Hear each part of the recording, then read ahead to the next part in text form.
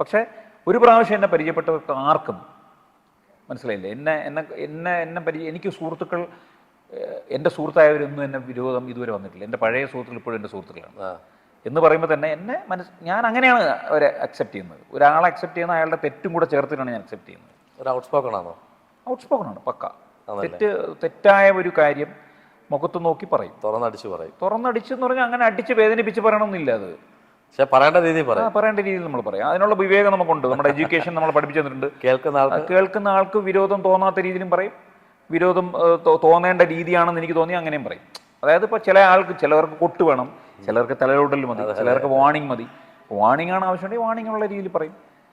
അതുപോലെ എന്നോട് തുറന്നു പറയുന്നതാണ് എനിക്കിഷ്ടം. അതെ, അതായിരിക്കും കുറച്ചുകൂടെ ചേട്ടൻ. അതാണ് ഞാൻ ഔട്ട്സ്പോക്കൺ ആണോ ചോദിച്ചത്. അപ്പോൾ തീർച്ചയായിട്ടും അത് സ്പോക്കൺ എന്ന് പറഞ്ഞാൽ നമ്മളിപ്പോൾ ഇപ്പോൾ എല്ലാത്തിനും കയറി പ്രതികരിക്കുക അങ്ങനെയൊന്നുമില്ല. പക്ഷേ എനിക്ക് ഭയം എന്ന് പറഞ്ഞാൽ നമ്മൾ ഒരു കാര്യം പറയേണ്ടത്, ഇപ്പം എനിക്കിഷ്ടമല്ലാത്തൊരു സിറ്റുവേഷനിൽ ഞാൻ വന്നിരിക്കുകയും നിങ്ങൾ എന്നെ മനഃപൂർവ്വം നിങ്ങൾ എന്നെ ഇൻസൾട്ട് ചെയ്യുകയും ചെയ്തുകൊണ്ടിരുന്നത് ഞാനത് സഹിച്ചിരിക്കേണ്ട കാര്യമില്ല. ഒന്നുകിൽ ഞാൻ അവിടെ ഇരിക്കുകയാണെങ്കിൽ ഇൻസൾട്ട് സഹിക്കാൻ ഞാൻ തയ്യാറാണെങ്കിൽ ഇൻസൾട്ട് സഹിച്ചുകൊണ്ടിരിക്കുക. ഓക്കെ, അവിടെ I should not feel bad. ശരിയാണ്. ഇപ്പം ഐ ആം ഫീലിംഗ് ബാഡ് എങ്കിൽ ഞാൻ കളഞ്ഞിട്ട് പോവുക. അതെ, ഇല്ല എനിക്കവിടെ ഇരിക്കണം, നിന്നെ തിരുത്തിയാൽ നീ നന്നാവുമെന്നുണ്ടെങ്കിൽ നിന്നെ തിരുത്തടേ, ഇങ്ങനെയല്ല അത് പെരുമാറേണ്ടത്, ഈ രീതിയിലുള്ള ആളല്ല ഞാൻ, നീ ഇങ്ങനെ പെരുമാറിയാൽ നമുക്ക് കണ്ടിന്യൂ ചെയ്യാം, ഇല്ലെങ്കിൽ നമുക്ക് പോവാം എന്ന് ഞാൻ തുറന്നു പറയും. ഓപ്ഷൻസ് പലതുണ്ട്. 3 ഓപ്ഷൻസ് ഉണ്ട്. ഒന്ന് കളഞ്ഞിട്ട് പോവാം, അയ്യോ നടക്കൂല ഏട്ടാ ഇവിടുത്തെ എന്തോ ഒരു വേറെ എന്തെങ്കിലും എക്സ്ക്യൂസ് പറഞ്ഞിട്ട് പോവാം, പറയേണ്ട കാര്യമില്ല. 2 നമുക്ക് അങ്ങനെ ഒരു സാഹചര്യം, ചില സാഹചര്യങ്ങളിൽ ഇൻസൾട്ട് സഹിച്ചാലും നമുക്ക് അവിടെ ഇരുന്നേ പറ്റൂ, ഇതെൻ്റെ ആവശ്യമാണെന്നുണ്ടെങ്കിൽ ഞാൻ ഇതും കളയും. ഇരുന്നേ പറ്റുന്നുണ്ടെങ്കിൽ ഞാൻ സന്തോഷത്തോടെ ഇരിക്കും.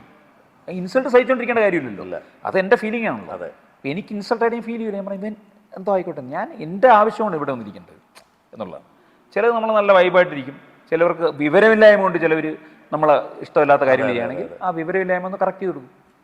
പിന്നെ എത്ര സുഹൃത്തുക്കൾ നമുക്ക് ഉണ്ടായിട്ടുണ്ട്. കാര്യം പറഞ്ഞ് മനസ്സിലാക്കി കൊടുക്കുമ്പോഴേ നമ്മൾ ഒരു കാര്യം പറഞ്ഞ് മനസ്സിലായി, അയ്യോ ചേട്ടാ ശരിയാണ്, പിന്നെ അത് തീർച്ചയായിട്ടും വലിയ കാര്യം. അതുപോലെ ഞാനും തിരിച്ച് എൻ്റെ തന്നെ തെറ്റ്. ഇപ്പം നമ്മൾ ചില മൂഡിലൊക്കെ ചില സമയത്ത് നമ്മൾ പെട്ടെന്ന് ദേഷ്യപ്പെടുകയും ഒക്കെ ചെയ്തിട്ട് 5 മിനിറ്റ് കഴിയുമ്പോൾ നമ്മൾ അയ്യോ എൻ്റെ ദേഷ്യം ഞാൻ അവന് കൊടുത്തു, എന്നിട്ട് ഞാൻ വിഷമിക്കും ഏറ്റവും കൂടുതൽ. ഞാൻ നിന്നെ ചീത്ത വിളിച്ചാൽ ഏറ്റവും കൂടുതൽ നിന്നെക്കാളും കൂടുതൽ നിന്ന് കരയണം ഞാനായിരിക്കും. അപ്പം ഞാൻ ഇങ്ങനെ ആലോചിച്ചിട്ട് ഞാൻ ഉടനെ കറക്റ്റ് ചെയ്തു. ഞാൻ അപ്പം തന്നെ അവന് വിളിച്ചിട്ട് ഞാൻ സോറി, ആ ഒരു ടെൻഷനിൽ ഞാൻ വിട്ടുപോയതാണ്, വെരി സോറി പറയണം. ഷോർട്ട് ടെമ്പേർഡാണോ? ഷോർട്ട് ടെമ്പേർഡൊന്നുമല്ല. ഷോർട്ട് ടെമ്പേർഡ് എന്ന് പറഞ്ഞു കഴിഞ്ഞാൽ അങ്ങനെ എടുത്തടിച്ച് എറിഞ്ഞിട്ട് പോകുന്ന അങ്ങനത്തെ ഷോർട്ട് ടെമ്പേർഡ്നെസ് ഒന്നുമില്ല. അങ്ങനെയാണെങ്കിൽ നമുക്ക് ഈ ഫീൽഡിൽ നിൽക്കാൻ പറ്റും മാക്സിമം. അല്ല, അങ്ങനെ ഒരു ഷോർട്ട് ടെമ്പേർഡ്നെസ് എന്ന് പറഞ്ഞാൽ അങ്ങനെ നിങ്ങൾ ദേഷ്യപ്പെടുത്താനുള്ളൊരു സാഹചര്യം നിങ്ങൾ ഉണ്ടാക്കിയാൽ, അപ്പോൾ ഞാൻ ആലോചിക്കും എന്തുകൊണ്ടാണ് ആ സാഹചര്യം, അതിൻ്റെ ഡീപ്പിലേക്ക് പോകും. അത് നമ്മളെ മനഃപൂർവ്വം ഇതാക്കാനാണെന്നുള്ളൊരു ഫീൽ വരുമ്പോഴേ നമുക്ക് ഈ ഷോർട്ട് ടെമ്പേർഡ്നെസ് സാഹചര്യങ്ങൾ കൊണ്ടിട്ട് ഇപ്പം ഒരു ഷോട്ട് 10 പ്രാവശ്യം പോയി ടെക്നിക്കൽ ഇഷ്യൂ ആണെങ്കിൽ ഞാൻ അവിടെ ഷോർട്ട് ടെമ്പേർഡ്നെസ് കാണിച്ചിട്ടുണ്ട്. കാര്യം നമ്മൾ ഷോർട്ട് ടെമ്പേർഡ് എന്നല്ല എന്ന് പറയുന്നത്. നമ്മളിപ്പോൾ ഒരു കാര്യം പ്രതികരണം എന്ന് പറയുന്നത് ഇപ്പം നമ്മൾ ഒരു കാര്യം പറയേണ്ട സമയത്ത് പറയണം. അതിനാണ് പലപ്പോഴും പല ആൾക്കാരും അങ്ങനെ പറയുമ്പോഴാണ് അതിന് ഷോർട്ട് ടെമ്പേർഡ്നെസ് എന്ന് പറഞ്ഞു. നമ്മൾ ആദ്യം സഹിച്ച് 25 പ്രാവശ്യം സഹിച്ചിട്ട് കിടന്ന് ദേഷ്യപ്പെടുന്നതിലല്ല കാര്യം. ആദ്യമേ കറക്റ്റ് ചെയ്ത് കൊടുക്കും. ഒരു പടം ഇഷ്ടമാണ് അല്ലെങ്കിൽ ഒരു കാര്യം ഇഷ്ടം, അല്ലെങ്കിൽ അപ്പം എനിക്കത് താല്പര്യമില്ല കേട്ടോ, ശരി, അല്ലെങ്കിൽ എനിക്കത് താല്പര്യമില്ല എന്ന് പറഞ്ഞാൽ ഒഴിവാവും, പ്രശ്നം തരുന്നില്ലേ. അപ്പോൾ ഉടനെ അത് ഷോർട്ടായിട്ട് നമ്മുടെ ടെമ്പർമെന്റ് കാണിക്കുമ്പം ഷോർട്ട് ടെമ്പേർഡ് എന്നുള്ള പേരിൽ വിളിക്കുന്നു, അത്രേ ഉള്ളൂ. ഇപ്പം ആലോചിച്ച് 15-25 വർഷം ഇരുന്നിട്ട് ഭയങ്കരമായിട്ട് ചിന്തിച്ചിട്ട് ഇവൻ പൊട്ടിത്തെറിക്കും, ഒരു വലിയ വിസ്ഫോടനം. മറ്റവൻ പറഞ്ഞിട്ട് അങ്ങ് തീരും. ഇതിൻ്റെ ഒരു തെറ്റിൽ അപ്പം സ്പോട്ടിൽ തീരും. അവന് വിരോധം ഉണ്ടാവില്ല. നമ്മൾ ഷോർട്ട് ടെമ്പേർഡ്നെസ് ആയിട്ടുള്ള ആൾക്കാർക്ക് വിരോധികൾ കുറവായിരിക്കും. ഞാനിപ്പം എനിക്ക് ഈ പറഞ്ഞ പോലെ പണ്ട് കുറച്ച് മുമ്പെയൊക്കെ ഞാൻ ഈ പറഞ്ഞ പോലെ പ്രതികരണം, അതായത് നമുക്ക് അപ്പം ഞാൻ ആലോചിച്ചെന്ന് പറയും, നമ്മൾ എവിടെയാണ് പ്രതികരിക്കുന്നത്, നമുക്ക് പ്രതികരിക്കാൻ പറ്റുന്നത് ആ വിവേകം നമുക്ക് എപ്പോഴും ദൈവം തന്നിട്ടുണ്ട്. മനസ്സിലായില്ലേ? നമ്മൾ പോയിട്ട് പോലീസുകാരൻ പിടിക്കും, പോലീസുകാരുടെ അടുത്ത് എസ് ഐയുടെ കയറി ചൂടാവും. നമ്മളൊരു തെറ്റ് ചെയ്തിട്ട് പിടിച്ചു, പോലീസുകാരുടെ നീ പോടാൻ നമ്മൾ തിരിച്ചു പിടിക്കില്ല. നമ്മുടെ കൂട്ടുകാരൻ നമ്മളെക്കാളും താഴ്ന്ന ആൾക്കാരെ നമ്മൾ ചൂടാവുള്ളൂ. മനസ്സിലായില്ലേ? അപ്പം നമ്മൾ ആ ചൂടാവൽ മാറ്റി പിടിച്ചാൽ മതി. നമ്മളെക്കാളും മനസ്സിലായില്ലേ? നമ്മൾ ആ ചിന്താഗതി ഒന്ന് മാറ്റി വരുമ്പോൾ എല്ലാവർക്കും എല്ലാ സ്വഭാവങ്ങളും എല്ലാവർക്കും ഉണ്ട്. പക്ഷെ നമ്മളതിനൊന്ന് മാറ്റമില്ലാത്ത മനുഷ്യനല്ല. എല്ലാത്തിനും മാറ്റം വേണം. അഭിനയത്തിലായാലും അപ്രോച്ചിലായാലും നമ്മൾ കാലം ചെല്ലും തോറും നമ്മൾ മാറിക്കൊണ്ടിരിക്കണം. പരിണാമ സിദ്ധാന്തം അതുണ്ടാവണം. മാറ്റമില്ലാതെ ഇപ്പം ഞാൻ പണ്ട് കൊച്ചിലേ ഉള്ള എൻ്റെ അതേ സ്വഭാവം വെച്ചോണ്ട് ഞാൻ ഇരുന്ന് കഴിഞ്ഞാൽ ലോകം മാറിക്കൊണ്ടിരിക്കണം. അതിനിടയിൽ നമ്മൾ അവന് പിടിച്ചോണ്ടിരുന്ന് കഴിഞ്ഞാൽ നമ്മൾ മാറൂല, നമ്മൾ ഔട്ട്ഡേറ്റഡ് ആയി പോകും. അത് മാറും. എനിക്ക് പണ്ടുണ്ടായിരുന്ന ദേഷ്യം ഇപ്പം ഇല്ല. പിന്നെ പണ്ടുണ്ടായിരുന്ന ദേഷ്യം പ്രകടിപ്പിക്കുന്ന ഏരിയയിൽ ഞാൻ ഇപ്പോൾ പ്രകടിപ്പിക്കാറില്ല. പണ്ട് പറഞ്ഞ പോലെ തുറന്നു പറച്ചിലിൻ്റെ ആവശ്യം ഇപ്പം ഇല്ല. പിന്നെ തുറന്നു പറഞ്ഞാലും മധുരത്തിൽ പൊതിഞ്ഞ് പറയാം.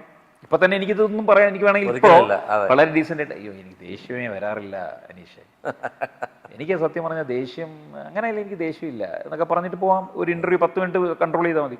പക്ഷെ അതല്ല, I want to be what I am. എന്നെ ജനം മനസ്സിലാക്കുമ്പോഴും എന്നെ ഇങ്ങനെ മനസ്സിലാക്കണമെന്നാണ് എനിക്കിഷ്ടം. അല്ല ഞാൻ ഇപ്പോൾ പോകുമ്പോൾ ചിലപ്പോൾ എപ്പോഴും ചിരിച്ചോണ്ട് ഹലോ ഹലോ എന്ന് പറഞ്ഞുകൊണ്ട് പോകുന്ന ഒരു മൂഡ് അല്ലെങ്കിൽ ഞാൻ പോവില്ല. എൻ്റെ മൂഡ് വേറൊരു മൂഡാണ്, ഞാൻ പെട്ടെന്ന് എന്ന് പറഞ്ഞുള്ളൊരു മൂഡ് അത്രേ ഉള്ളൂ. നമ്മൾ ആദ്യം നമ്മളെ സന്തോഷിപ്പിക്കണം, നമ്മൾ ഹാപ്പി ആയിരിക്കണം. ചേട്ടൻ്റെ ഞാൻ പറഞ്ഞ പോലെ തന്നെ എനിക്ക് സാധാരണ ഇൻ്റർവ്യൂവിനൊക്കെ ഇരിക്കുമ്പോൾ കുറേ അധികം ചോദ്യങ്ങൾ ചോദിക്കാറുണ്ട്. പക്ഷേ ഒരു ചോദ്യത്തിൽ തന്നെ പല ആൻസർ തന്നിട്ടുള്ള ചേട്ടനാണ്. അപ്പോൾ മൂവി വേൾഡ് മീഡിയ മിനി സ്ക്രീനിലെ പ്രേക്ഷകരോട് ചേട്ടൻ എന്താ പറയാനുള്ളത്?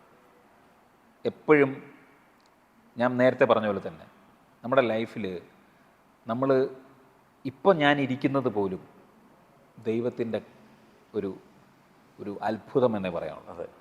ഓരോ ദിവസവും രാവിലെ എണീച്ച് കഴിഞ്ഞ് നമ്മൾ കാല് തറയിൽ കുത്തുമ്പോൾ പോലും താങ്ക്സ് പറഞ്ഞുകൊണ്ട് ആരംഭിക്കുക. നമ്മൾ കുളിക്കുന്ന വെള്ളത്തിനോട് താങ്ക്സ്, വെള്ളമില്ലാത്ത എത്ര ആൾക്കാരുണ്ട്. അതെ അതെ.